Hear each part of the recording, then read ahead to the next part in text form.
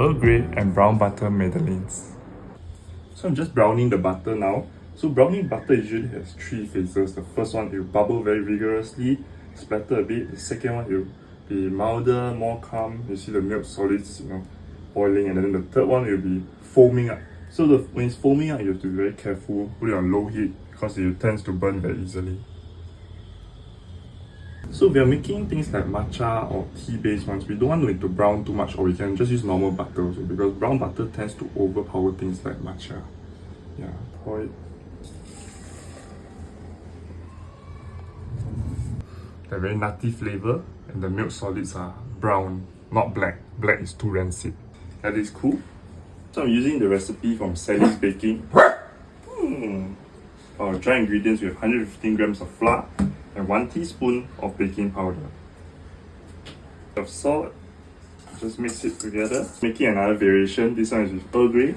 So I'm just going to add about 2 teaspoons of Earl Grey.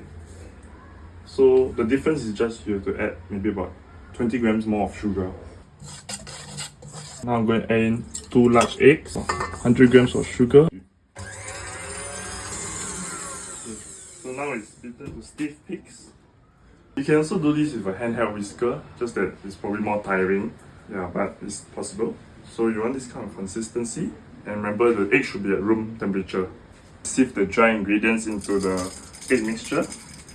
So this mixing have to be very careful. You want to gradually mix it in a J shape.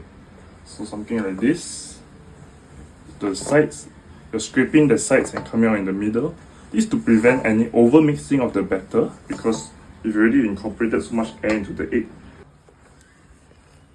113 grams of our brown butter, which I added a bit of flour so that it mixes easier. And now we do the same. We just incorporate the butter into the batter. Just cover it and chill in the fridge for about an hour.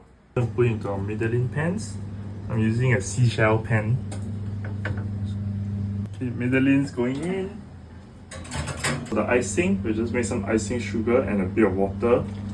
Just mix it until you get the consistency you want. Add a bit of food coloring for a bit of nice, vibrant color. Madeleine is done. This is very nice. Okay. Decorating with some dried flowers. Perfect for a cup of tea in your evening, or even to give to your friends.